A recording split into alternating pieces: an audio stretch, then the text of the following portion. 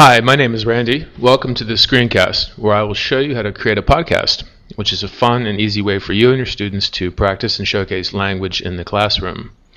This video is the first in a series of tutorials on podcasting. In this tutorial, I will introduce the topic of podcasting and show you an actual example of a student-made podcast. And if you think this is something you'd like to do, then you can watch the other videos which go through the steps of making a podcast using Audacity, an open source voice recording program, and Podomatic.com, a podcast hosting website.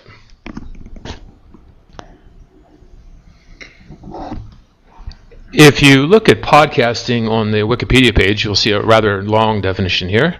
Basically, a podcast is an audio or video recording that you make using voice recording software such as Audacity, which I'll be explaining later. And this is uploaded to the internet as a sort of regular broadcasting. So let's begin by taking a look at an actual example of a student-made podcast. This was created by a 19-year-old male cadet in the academic bridge program of Zayed University. His name is Suhail. He was in level 3, which is approximately a high beginner stage. Here you can see what his podcast looks like as a gadget embedded on his blog, which was made with blogger.com, by the way. And you can see here various applications that we did during this class.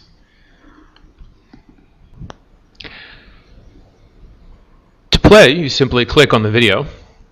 Note that it may take a minute or so depending on the connection speed. At the bottom here, you'll see a scroll bar, and if we scroll through, we can see his various episodes, and as you can see, he had 9 of them all together, and this is a nice feature. At the bottom is a link bar, and if we open up that in a new tab, which is always a good way to open up new websites, we're taken to this page, which is the actual Podomatic page that Suhail created. This is the website where he created his podcast, and he has an account.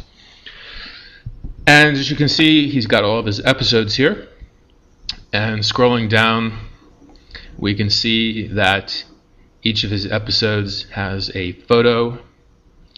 Some of them have text. This is the transcript. This is what he actually recorded as his spoken dialogue.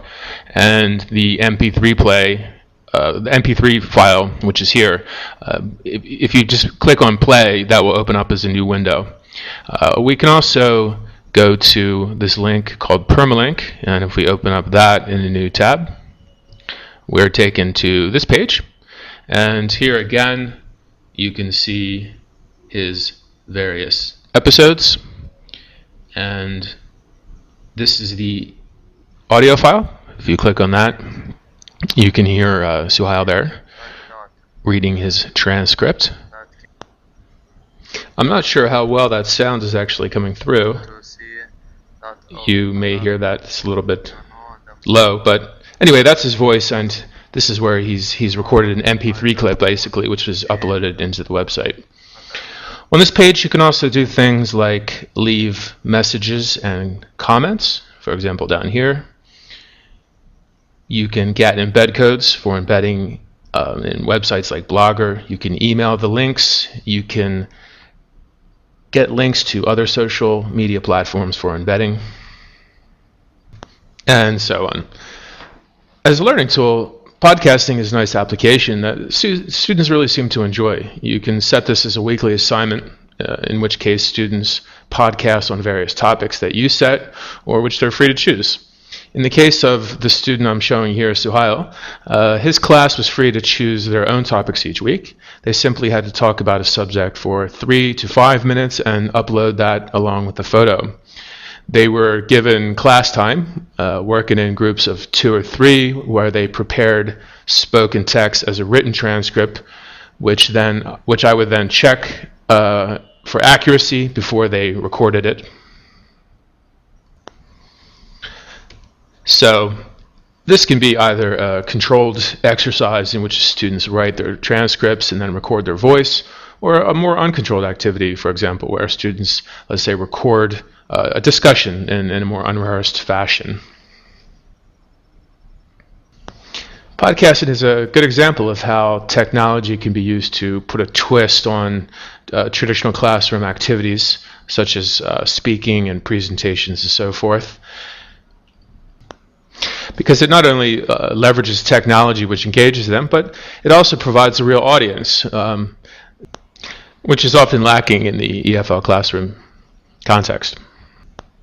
When you think about it, there's probably no greater audience in the world than the internet.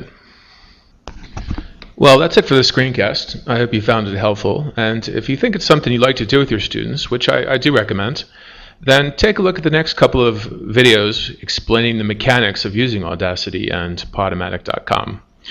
So thank you for watching, and hope to see you next time.